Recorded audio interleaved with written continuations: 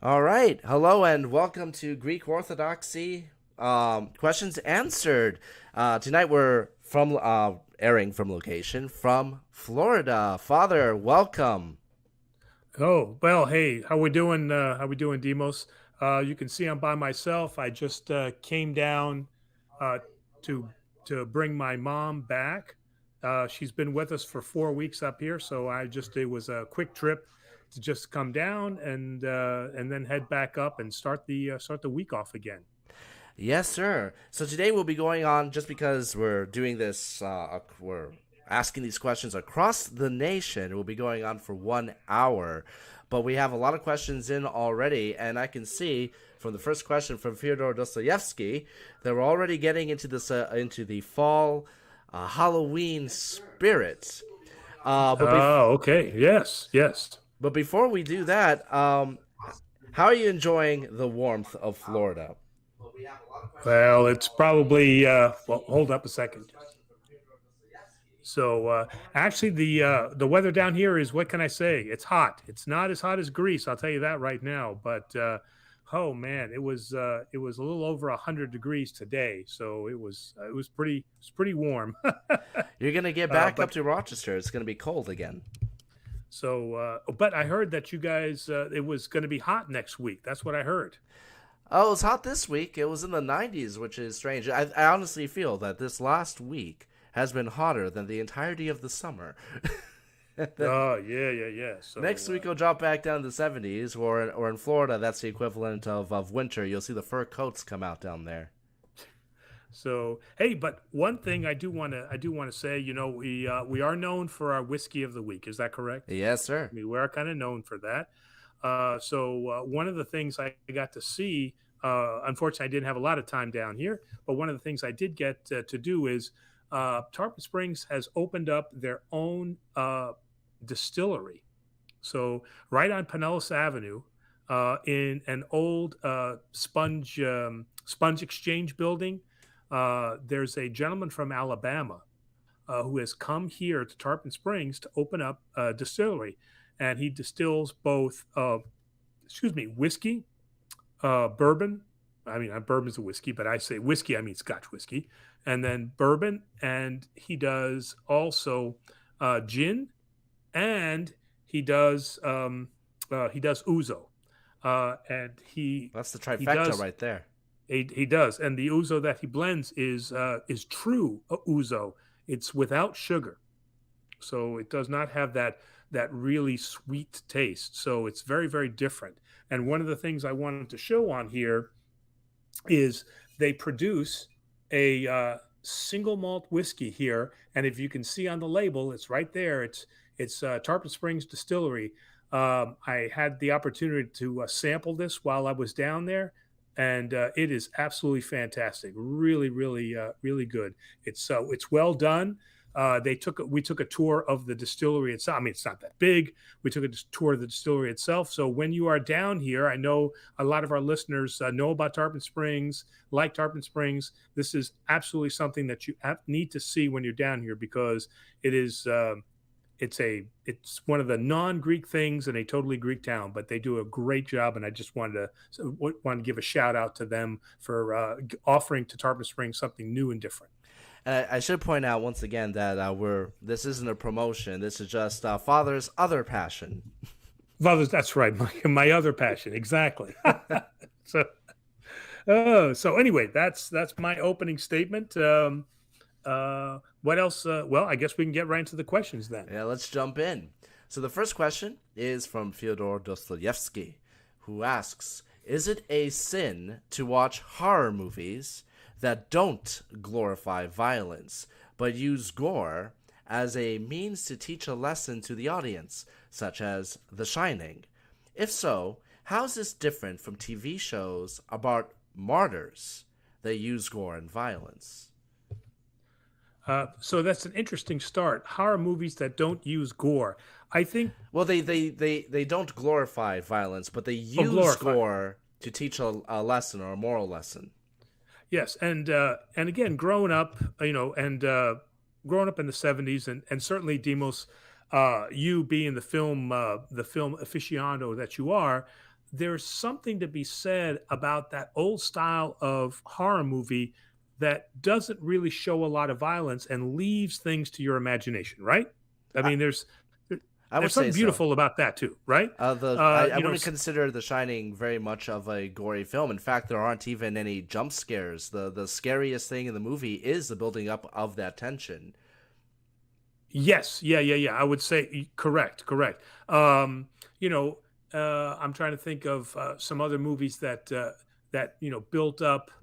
Uh, the Changeling. I thought the Changeling was an excellent horror movie, but really no gore, right? With George C. Scott, that was an excellent movie too. So um, I think that for entertainment value, we don't always have to look for an educational outcome. I mean, we don't have to force everything to be educational. Sometimes, we're watching something, whether it's a TV show or something like that, we're just watching it for the sheer pleasure of just the show itself. So if it provides us, an ethical or moral lesson that we can take away, that's wonderful. But I don't want to force fit our Orthodox objective and our ethos into having to make everything have a lesson. Okay. I think what's more important is that what we watch does not, and I think Dostoevsky said it very well.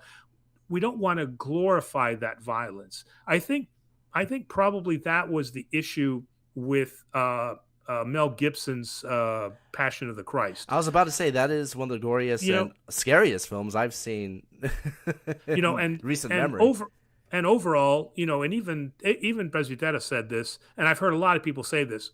A really great movie, but the torture scenes went on way too long. I mean, we get it. We understand. We understand what. Now, I don't even shouldn't even say that. There's no way we can understand what Jesus went through, but it doesn't help us any to watch 15 minutes of him being nailed to a cross or being whipped with the one flagellation device that they used. That doesn't serve us any purpose. So it's not just horror movies, but it is also some of the movies that are trying to provide an education but going over the top.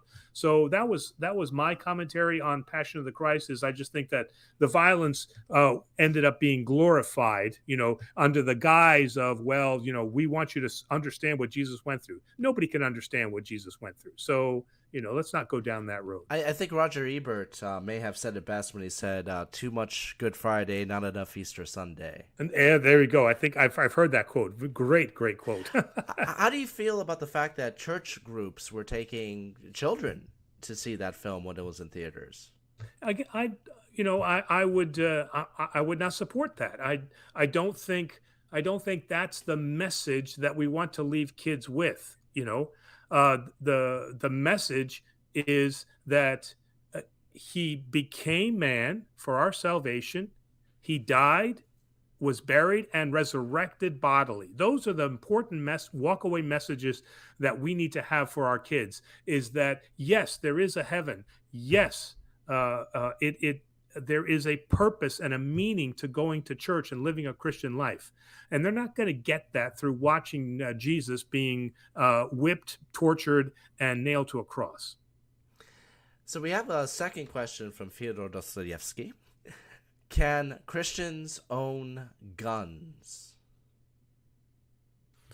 Christians, I mean, there were many Christians who were converted as soldiers. They were soldiers in the Roman army, and they were converted. Okay, now they took on a different. Now they didn't persecute the Christians anymore, but the Orthodox Church has never held, throughout her history, has never held that being a soldier in the defense of your country is something that is immoral or illegal or anything like that. Okay. Now, again, where do we draw the line? We draw the line at the improper use of firearms, just as the law would look at it and just as the military would look at it. So when we see violence being perpetrated, whether it's with your fists or whether it's with a knife or whether it's with a gun, the Orthodox Church is against it. So, just because it's a gun versus a knife doesn't make any difference to the Orthodox Church.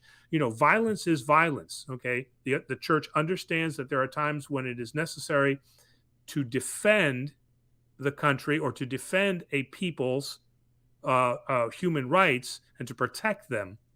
And sometimes that's done with fists, and sometimes that's done with a knife, and sometimes that's done with a gun.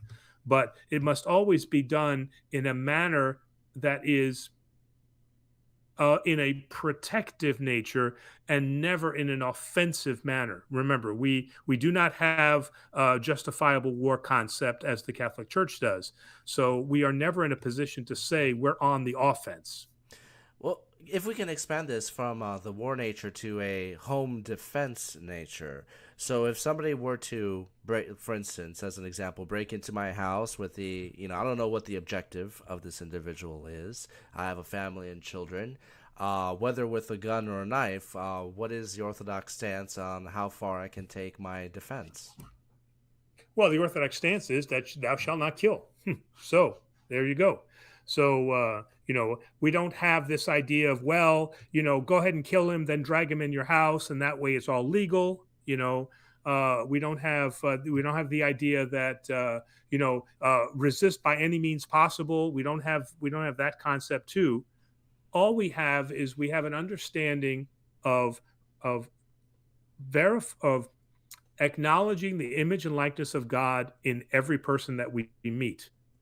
Whatever action you take, you will be accountable for. If you kill somebody, you're going to be accountable for that action, and you need to return to the church, and then the church needs to see whether you're repentant for that action. All right. Did you enjoy killing this person that was on your lawn? Did you take pleasure in the fact that you killed him and you dragged him into your house and under the guise of protection? Okay, these are anti-orthodox ideas. So, we have to, we can never support any type of attitude that states, well, I'm protecting my home and ergo it was okay to kill him. We just can never support that. There should never be the situation where you rightfully have done injury to somebody. If it happens, all right, then you need to seek that repentance and that forgiveness from the church. So there is economia in that sense. That okay, the guy's about to stab my children. I have no choice. Right. I mean, yes, there is economia, but that's going to be that's going to be at the hands of the church. I mean, the church has historically gone through this. I mean, this is not anything new. I mean, certainly the church, in the 4th century, in the 5th century, and certainly during the Crusades, had to deal with, with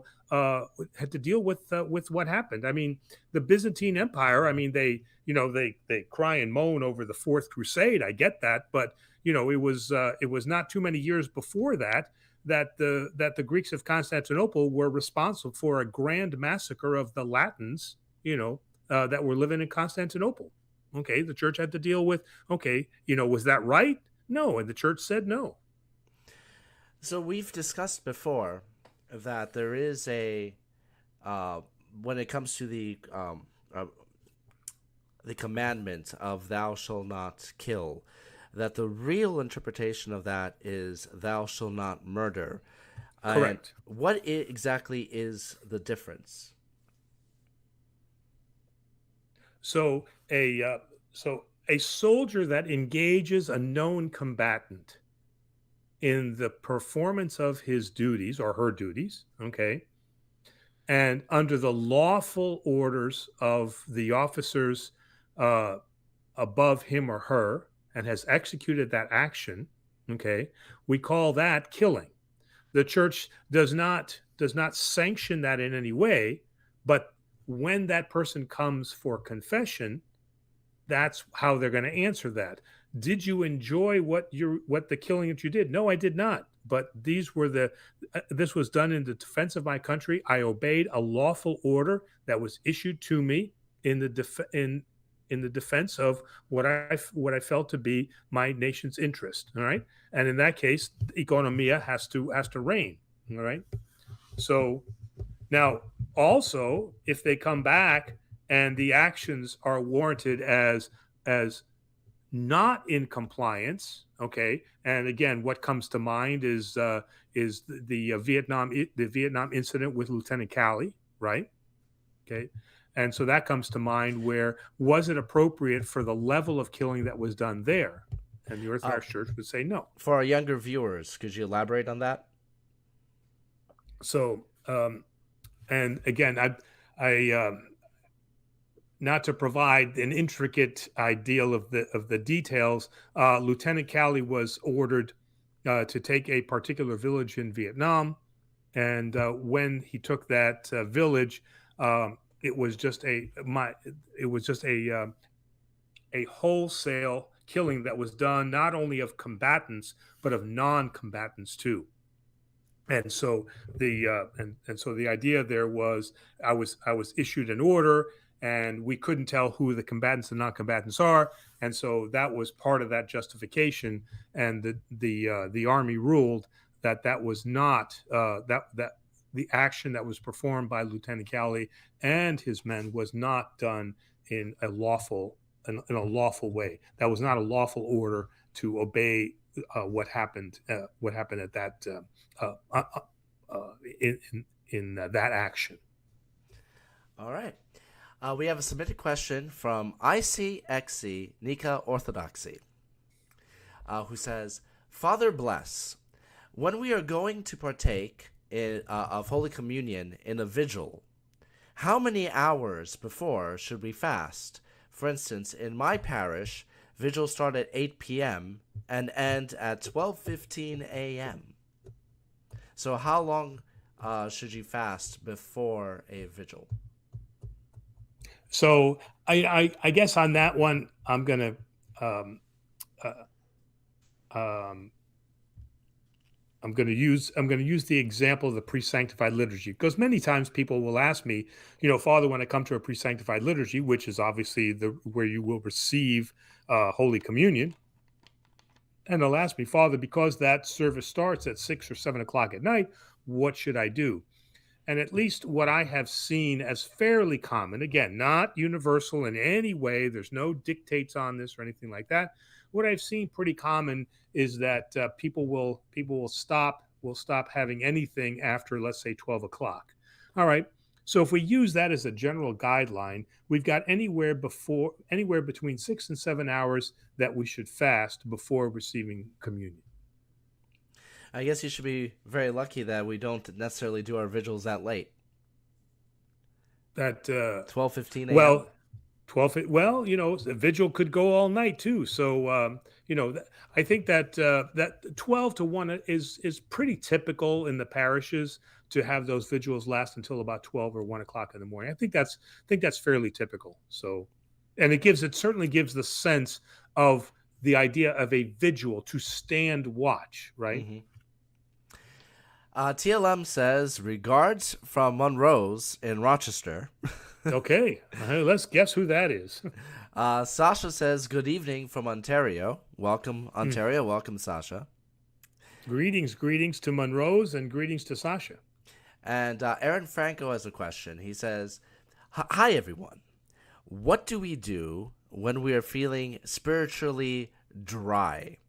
When we get lazy with praying, and even going to church starts to feel like a chore, how do we combat those feelings?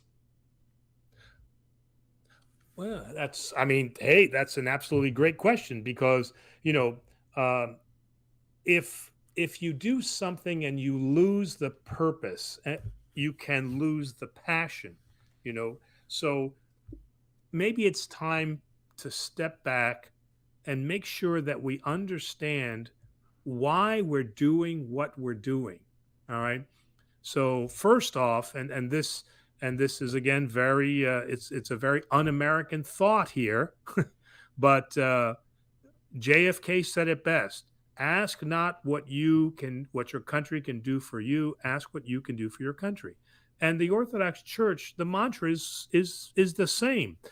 Once you start seeing the church as something that needs to offer you something so you can get fixed, whatever that means, spiritually healed, feel better, feel cozy, whatever it is. Okay, once you get into that mode, okay, then you have lost the sense of who the church is and what your relationship to the church is.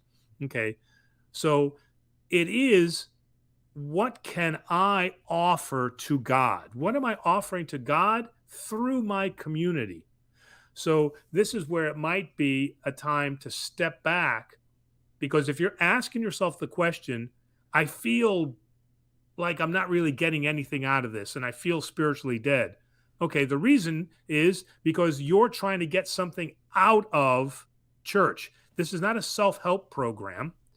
So let's step back and make sure that we understand that it is not in any way an obligation to go to church. It is a joy for us to praise our Creator. And so maybe we have to reset ourselves. We have to walk away, you know, and just spend some time reflecting on and centering ourselves back on the fact that we need to be seeing what is it that I can offer back to God through actions in my community or through improving my relationship with Him through the bridge that is Jesus Christ. All right. We have a question submitted from the amateur sommelier who asks, I Ooh, love that name. I like that. Why does the liturgical year start September 1st rather than January 1st? Wow, what a great question, huh? Other than knowing that it is Invictus, there is a reason, and I know that we studied this at seminary, and the reason, unfortunately, fails me right now. It's difficult when you don't have your library right behind you. I don't have my. That's right. That's right. Could it be that is it based on the old calendar in any way? I mean, we typically don't necessarily need to follow the January through December model.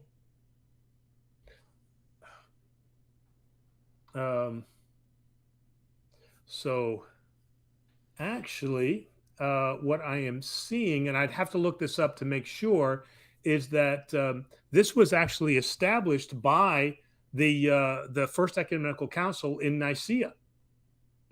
So so that is an interesting idea, and I just want to look that up. So because there is a reason for everything within the Orthodox Church, right? Just imagining that if we follow January through December, it would start with Vasilopita and it will end with his birth. It doesn't make sense. What do you mean? The chronology of the feasts, it wouldn't make sense unless the liturgical. Oh, yes, yeah. So that's right, because if you look at the first feast that we celebrate, it's the Nativity of the Theotokos, right? And so the salvation of man started with, right, the birth of the Virgin Mary, and then ended, right, in her chemesis, in her falling asleep, which is celebrated on the 15th of August. So yes, in that sense, it would seem to make a lot of sense, right? Mm-hmm. All right. We have a question in from Pet Rock Concert, who asks, is there an Orthodox Christian way of treating and preparing animals before they are turned into meat for eating, like there is in Islam, halal, or in Judaism, kosher?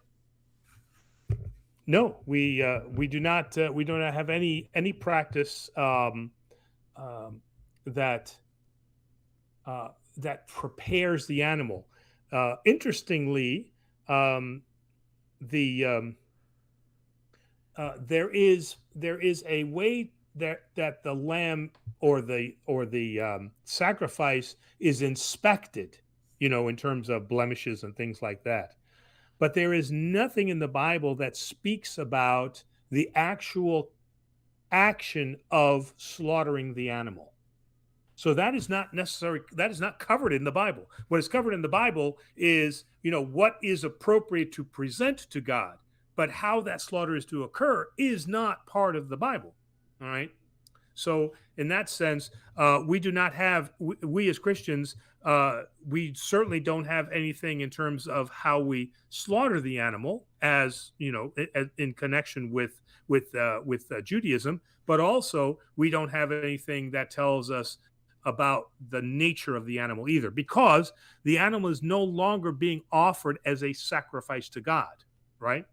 There is that we have ended animal sacrifice. So in that sense, because I've heard there are a lot of Christian groups out there that are encouraged to eat meat that's halal or kosher, but that's not necessarily a blessing to allow us to eat it. It's more so for the sacrifice, or am I Yeah, get? it's Yeah. it's that the right. It's that is that the sacrifice has been properly prepared, and that it is a worthy sacrifice, meaning that it's without blemish, right? Those types of things. Okay, but we have been freed from that, so we have to be careful. And again, the councils of Nicaea were very clear, that said that we should not follow the Jewish practices, or we should not follow the practices of the Jews, which included, celebrating on the Sabbath, which included, then synagogue worship, and then which included, the sacrifice of animals, since Christ is the final sacrifice.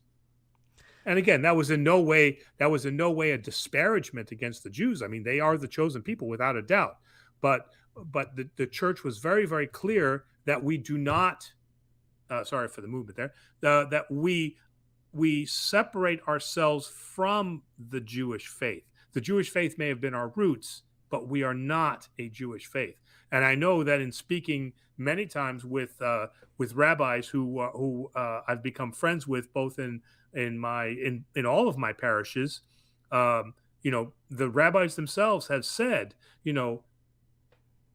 don't copy what we do, because it's not appropriate. So, for example, I know that one rabbi who was a good friend of mine, she mentioned that a lot of times some of the non-denominational churches would buy a shofar horn and ask her the proper way to use the shofar horn. And she said, "Why do you want to know that?" And he says, "Because we want to incorporate it into our Christian service." And she said, that's not appropriate, because that's something that belongs to our culture and to our religion, and has no place in your religion. So we have to be very careful that that we make sure that our practices are Christian and are not mingled. You just mentioned that Jesus was the final sacrifice. Isn't there any discouragement from referring to Jesus as a sacrifice? Well, I mean, um, our liturgy has that flavor to it. That he is the that he. In fact, and see, I don't have my library here where I can look it up. But in the liturgy, we say, um, uh, um, when I'm separating the lamb into the four pieces, I'll say, he who is offered, but not, um, he was shared out, but he was offered. Oh man, I gotta look. Jeez, I can't believe I say it every single Sunday, but when you don't have it in front of you, right?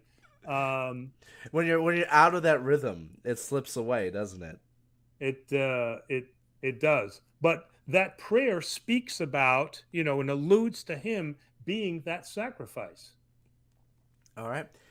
We have a follow up to the previous question about the liturgical year from Nick T, who asks, was it September 1st, being the end of the harvest and Jesus' first teachings, or taxes related, per various Orthodox sites? Well, that's why I want to look up the canons of the First Council of Nicaea and see what they said in it, to just be clear about that. And FFM also states September 1st. For centuries, were also used as the beginning of Imperium's New Year, because at the end of summer, the emperors could collect the taxes after the fruits were harvested. So Yeah. it seems that there is a consensus, at least in our chat, that it had to do with that. But I wonder if that's the reason that our feasts line up the way they line up. Because obviously Okay, Jesus wasn't born in winter, in with a Christmas tree and so forth. right. And oh geez, um, shoot. Repeat the question again, Well, because I'm looking up some other FFM things. mentions for centuries they were also the beginning of the Imperium's new year. Yes, yes, and so remember that the church has not adopted, but they have reframed many of the pagan worship techniques and shown them in the light of Christ. So we have, if I can say, appropriated certain things, but shown them to be in their true light, which is the light of Christ, to explain why you're doing what you're doing is actually this. Okay, in the full. That's why we say we're the fullness of the faith, is because we're not denouncing the practices. I mean, obviously cannibalism, yes, but we're not denouncing the practices. But what we're saying is that those are predecessor practices, and here's what they mean in the fullness of their meaning. All right. One of these days, I'm gonna set up a virtual library for you. Jeez. Um, so that's why I'm sorry that I got lost there, because I'm looking in the liturgical text now for that for what we were talking about with this idea of the sacrifice. So, but anyway, go ahead. Well, while you're looking that up, I have a suggestion from one of our viewers, Gaber, who says, "Hello, thanks in advance. All of your icon videos are very instructive. As I had a question. I think it would be good if you could also make a video on the iconography of Oriental churches. For example, the iconography of the Ethiopian Orthodox Church."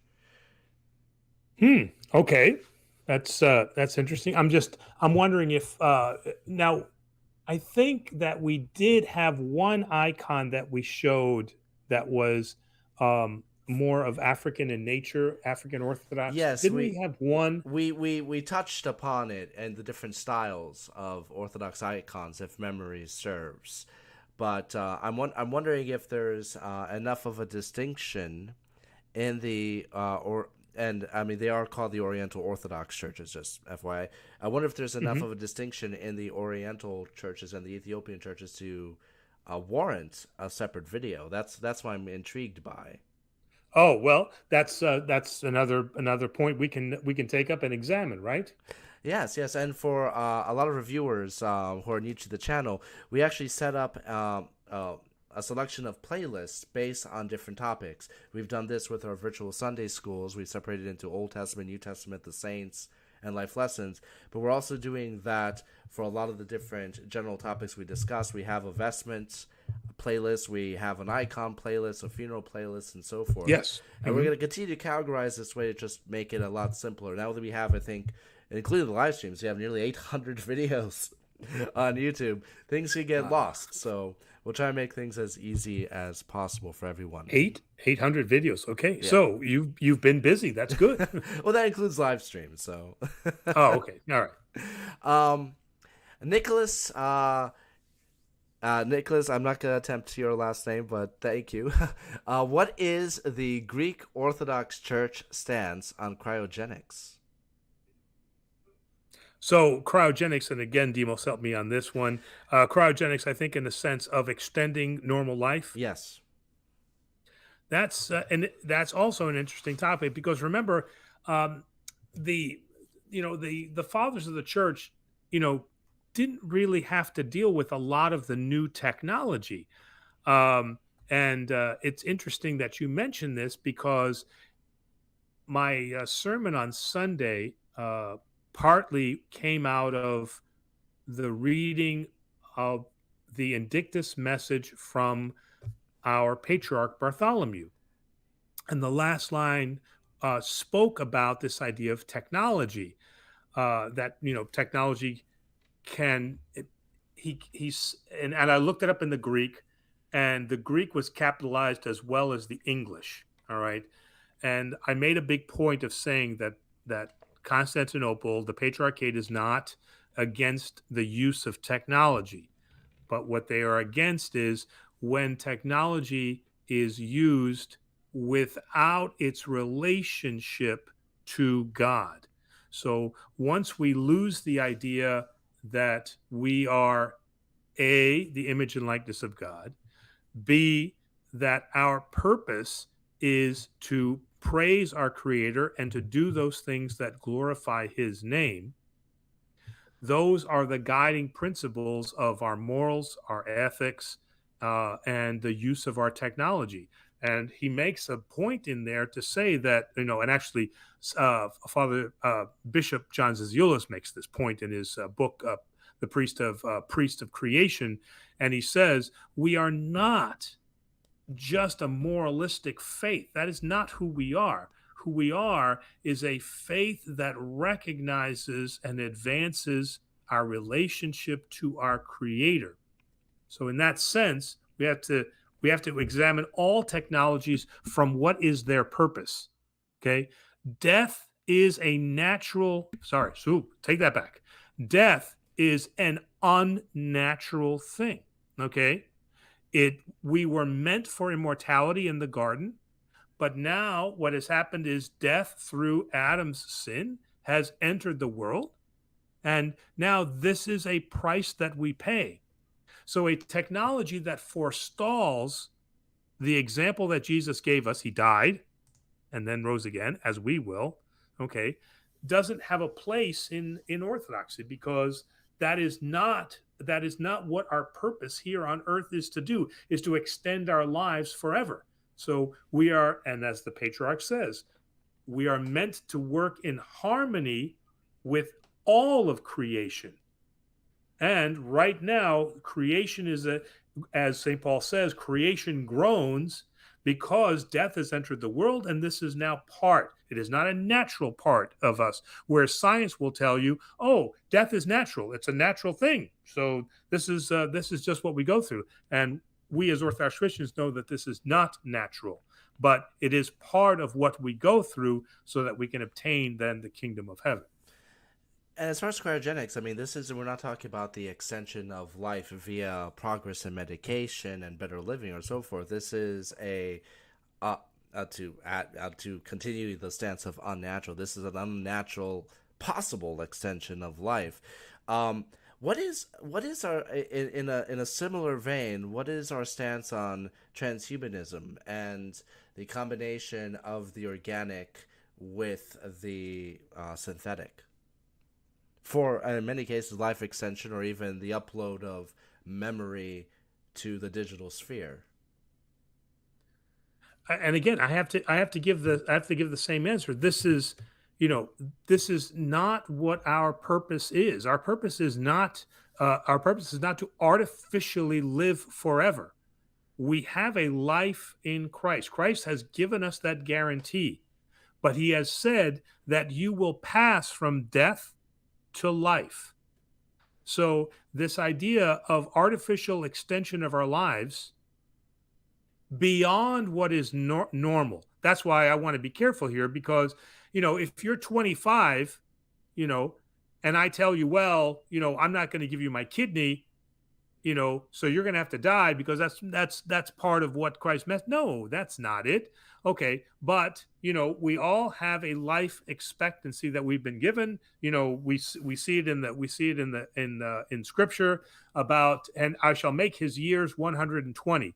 So extension of life over that is not what we were meant for. We were meant to return to the state of immortality, but that state is gained after we pass from death to life. All right, we have a question in from Mark Fetch, who says, I noticed when watching a liturgy from a Coptic Orthodox church online that there were monitors throughout the church with various things on them, some even mounted on the iconostasis. It seemed strange to see such modern technology among the beautiful iconography. How are those monitors used, and would they be permitted? Any others that might incorporate modern technology in their worship? Well, hey, we've got to be very careful that that we're not the what's the saying that they say, the pot calling the kettle black, right? We have to be very careful because we are using technology in of ourselves, right? Yes, but we don't. Uh, we try to mask it as much as possible. We Oh, don't. so We try that makes not, it okay. but we Yeah. So don't. you're making excuses. No, no, Okay. no, no. So no. This is my argument, because if you're using monitors to display icons and so forth, you are deliberately calling attention to the technology. Our cameras are there to broadcast the service. It's not Our goal is not to have the people in the church look at the cameras, and like that's part of the service. This is encroaching as being part of the liturgical process. you know, and certainly first first question I have to ask is, does this, is this a rogue priest that's doing this, or is this with the permission and the guidance of the reigning hierarch? Right, that's the first Hmm. question to be asked. Okay, now after that, um, if if this is if this is something that that edifies the service, then I have difficulty arguing against it.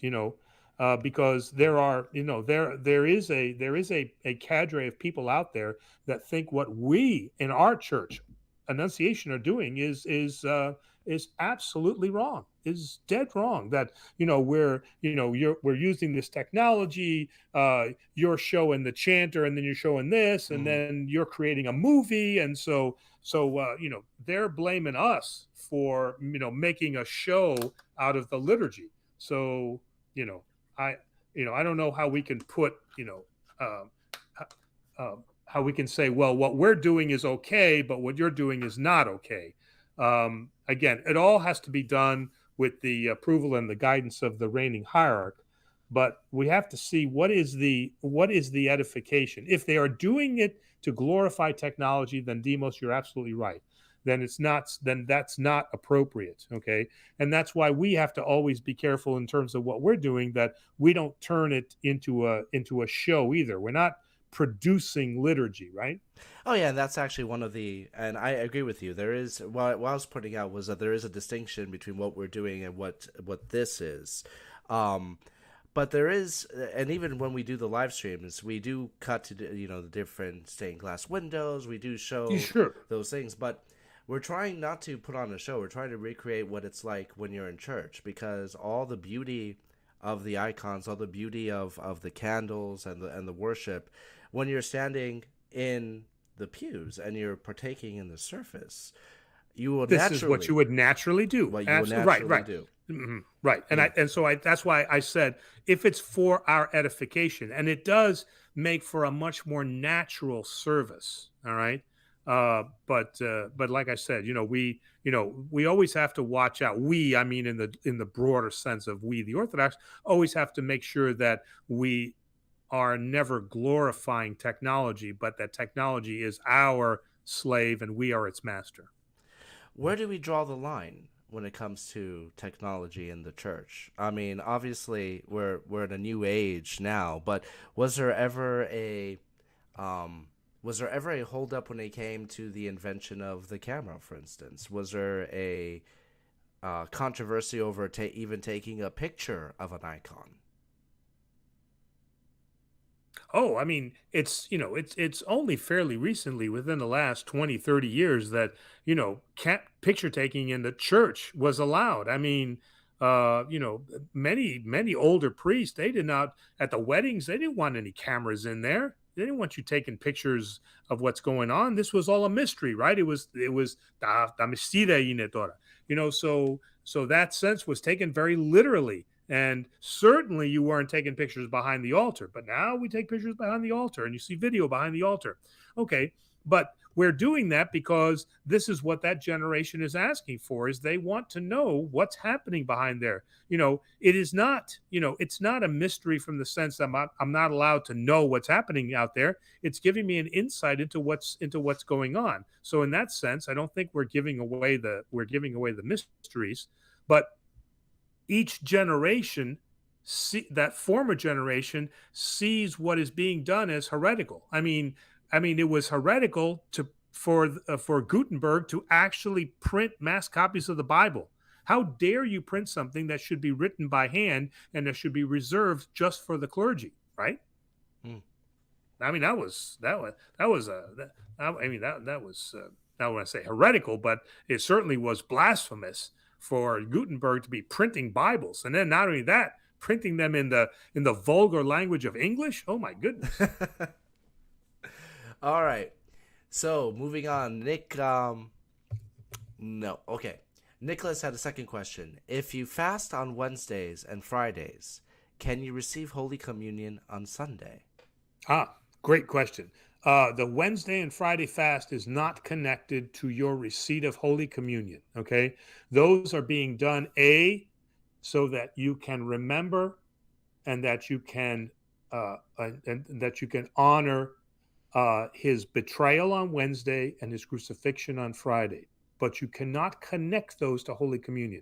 So your preparation for Holy Communion comes, on that, on that Friday, and then on Saturday, and then certainly on then receiving communion on Sunday, which is kind of funny because the canons are very strict on saying do not fast on Saturdays as the Jews. So we're not supposed to fast on Saturdays. Okay.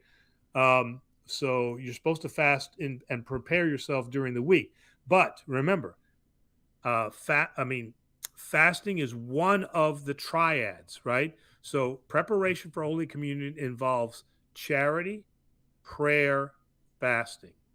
So remember, it's not just about did I fast, but throughout the week, have I done acts of charity, and have I prayed? Again, we're not asking the length of your prayers or how many prayers you did, but was there a prayerful aspect of your of the week? So, do not connect Wednesday and Friday to Holy Communion. I'm going to expand that with this other question.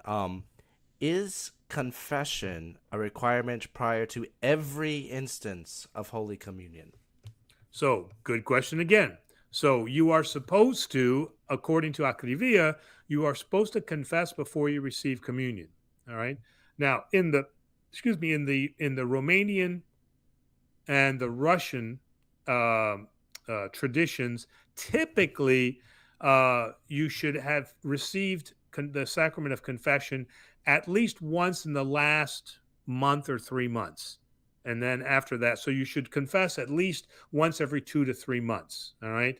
In the Antiochians, it's a little bit more. It should be at least once a month. All right. And with the Greek Church, again, this is one of our weak areas that we don't stress. We don't stress confession as much as we should. And so over the years, our people have come to expect that confession is not connected to Holy Communion. And nothing could be further from the truth. We've just been very lax in our application of it. But Akrivia is you should confess before receiving Holy Communion. But I would at least say that you should be confessing at least 4 to 5 times a year. All right. We have a movie suggestion from Dallas Yu, who says George Burns's "Oh God, You Devil," and that's a part of the "Oh God" trilogy, if I remember correctly. I think so, right? Yeah, yes. Yeah. There's "Oh God" book 2, and then I think this is the third one, "Oh God, You Devil." I've only seen the first, personally. Yes, I haven't seen the follow-ons. I've seen the first one with George Burns, right? Mm-hmm. What's your opinion of the film?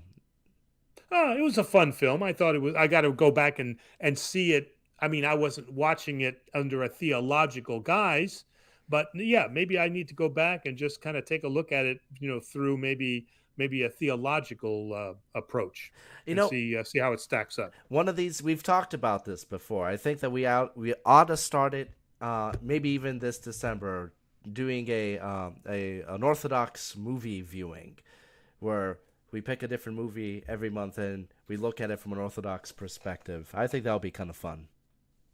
We're going to run out of movies pretty soon. Oh, you don't necessarily it doesn't necessarily need to be an Orthodox film. I think it'll be very interesting seeing a lot of these famous films from an Orthodox perspective.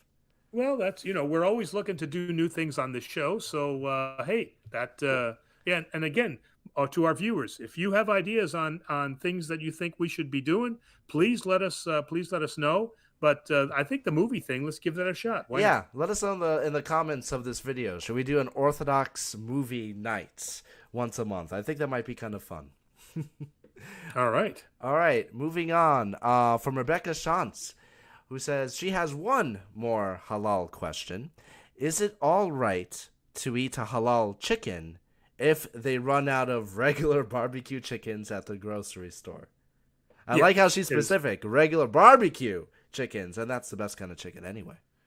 Yeah, and again, remember, I think it was Acts, where Saint Peter had the dream, and the sheet came down, and all of the food was there, all of them, the meat was there, and God says you can partake of all of this, and so He didn't specify don't eat the halal or you can't eat the halal. He didn't say anything about that. He said all of this now is good for you to eat. So yes, that is if the regular chicken runs out, the halal chicken is fine. I thought you were going to say, and then St. Paul was told he has to eat barbecue. You know, I mean, remember one of the premier questions, right, of the first Council of Jerusalem was about an idea of maintaining a Jewish practice, that practice being circumcision, and the answer was no. And Pet Rock Concert continues this by saying, certainly some level of care and respect for the animal's fear and suffering is appropriate. Stress hormones from the animal, for instance, is said to be harmful for humans to consume. Should we be discerning in how the animal is prepared before we eat it? Like, for instance, if we know that it's factory farmed in terrible conditions or it's tortured, what do we have any kind of discernment for that? Well, the discernment has to be in the actions that we take, because again, and again, I'm quoting Bishop John Ziziolis here. We have to understand that we must operate in harmony with nature. But unfortunately, you know, a Middle Ages approach, a Western Middle Ages approach to nature has been one of consumption, is that the words have been interpreted that you shall have dominion over creation.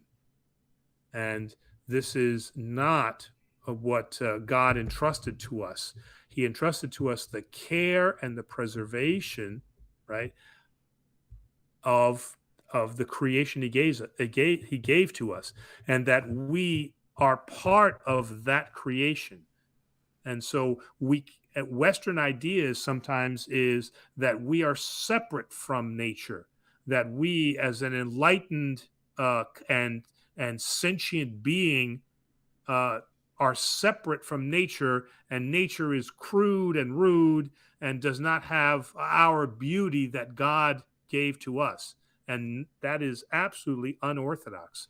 So in that sense, it is our obligation and responsibility to ensure that we operate in harmony with nature. And that means that when we know of situations where animals are being mistreated or are being abused, then we have a responsibility as stewards, and I'm going to use that word stewards, and whereas John Ziziolis would say priests, to look for the care of that animal and to do what it is that we can do.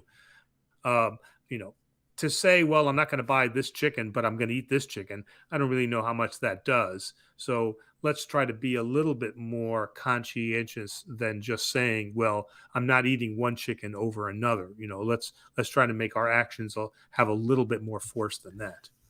But certainly, if I know that this animal was tortured before for so it can be prepared for me, like in a cruel way, as an Orthodox, shouldn't am I also partaking in this animal suffering by incentivizing that by partaking? Well, okay. So, for example, so President and I do not eat veal. Okay. And the reason we love meat, but we do not eat veal because we feel that the actions that are taken to produce veal are, what's the word I'm looking for? Um, are torturous to that particular animal. I mean, the way that veal is supposed to be produced, the animal is caged for its entire life. We both feel that that's not right, and so that is not part of our diet. And I remember eating veal. I remember I like veal. Okay, but it's very tasty. But we've made it that point that that's not part of that's not part of who we are anymore. We don't run around and say, "Oh, well, you can't eat veal." But that is our particular stance that we do not eat veal. All right. We have a question in and a hand waving emoji from Thelonious, who asks, No. Father, should I learn Greek? Oh, Which type of Greek is my added distinction to this question? So that's and there's another interesting question. So do I learn Homeric Greek, Platonic Greek, liturgical Greek, Kini Greek, or modern Greek, or Kathareusa? So which Greek do you want to learn? All right. Because at seminary, remember, even those of us who spoke the Greek language were required to take a liturgical Greek class because the wording is not the same. There's some crossover, but the wording is not the same. Reading the New Testament in Greek is not modern Greek, okay?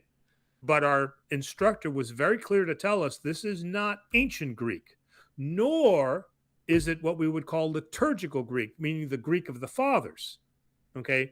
So just because you learn New Testament Greek, Gini Greek, you will still have much, much difficulty trying to read St. John Chrysostom, St. Basil, St. Gregory.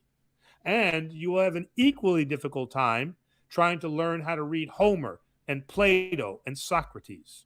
So you're right, you have to decide what kind of Greek you should learn. But should you learn Greek?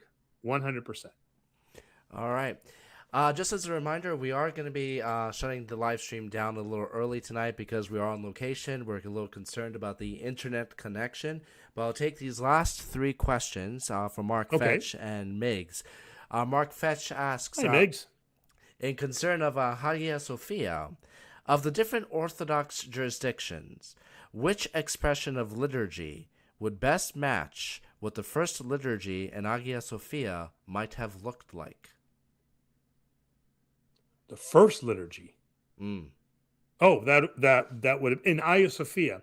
Well, if we're talking about Hagia Sophia, we're talking about 5th century Justinian.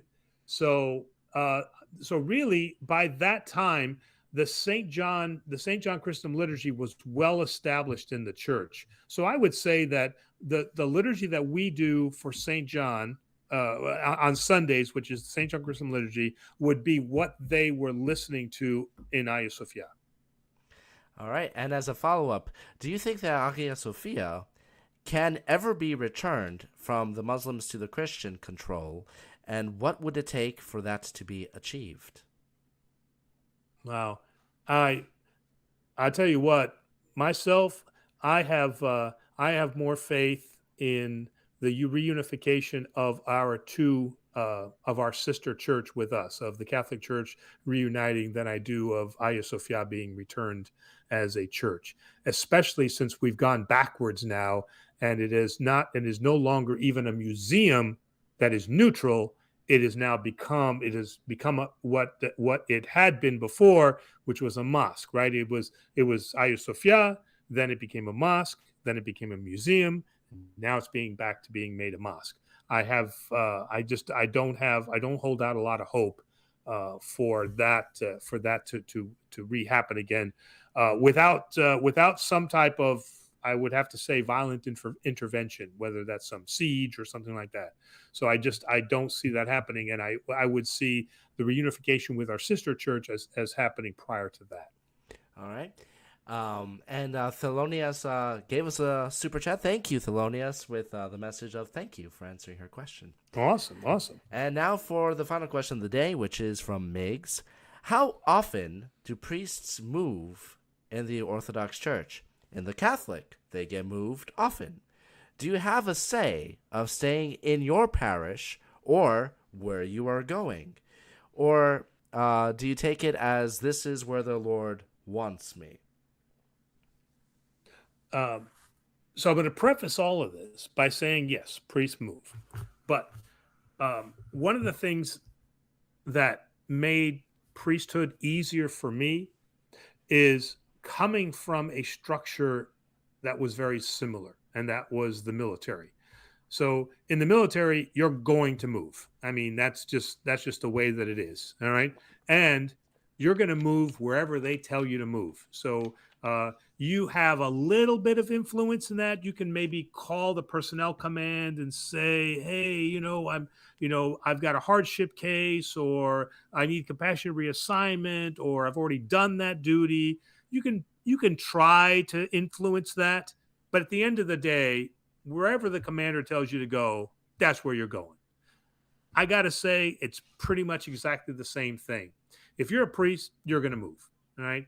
Because we want to be very careful that we don't end up into the non-denominational model where church is about the pastor and not about the service. Where you hear people say, well, I left that church because Pastor Bob is no longer the preacher there, and he was a great preacher. I loved him, and now I'm moving to wherever he's going. Okay, this is not who we are as a church. We can never fall in love with the priest. Okay, that is the wrong answer. All right, I get it. That certain priests make connections with parishes. I get all that. That's wonderful. Okay, but just like in the military, you know what? I've done my assignment. The church or the military needs me in another assignment. They need to fulfill another mission, and I need to fulfill that mission. I'm not there to glorify myself and create an empire of this parish where everybody loves me and I'm going to stay there forever. That is not who the priest is. Sometimes, though, priests can fall into that idea of I'm building this community, and then they set themselves up as that they're the ones who have transformed the church, forgetting that they have only been an instrument of the Holy Spirit. So, and the moving of priests reinforces that idea. I mean, come on, for my own self, I went through that too. When I forgot my first parish, I forgot all the lessons I learned in the military. And I had this wonderful first parish, and I thought that I was going to stay there for a long time.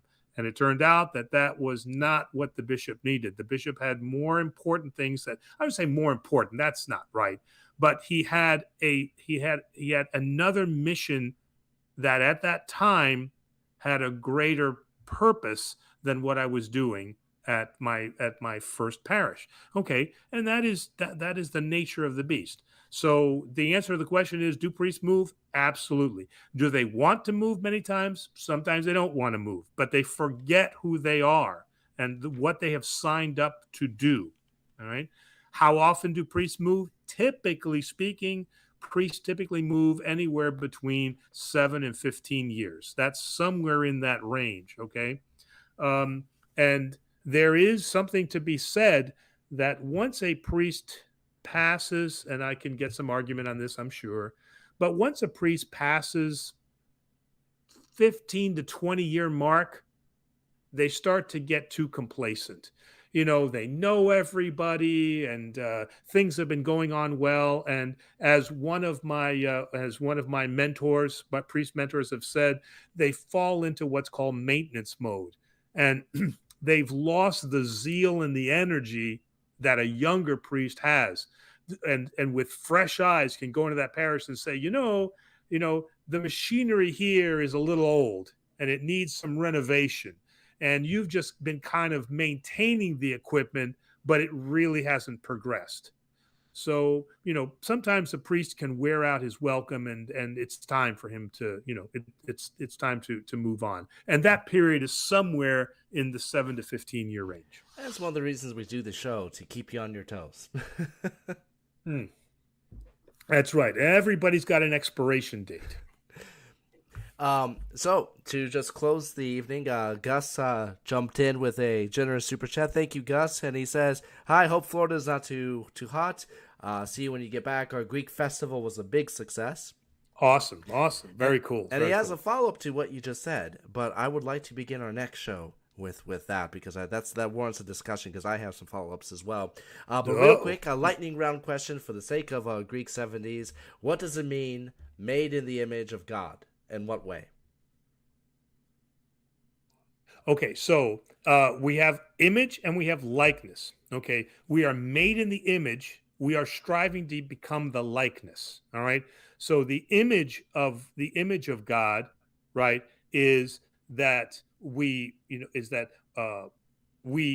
were made for immortality. We know who we are. We are sentient. I mean, we know who it is that we are. Okay. And again, not from an anthropomorphic. We're not, because the image of God is hands and feet and all that. No, we're not talking about that. All right.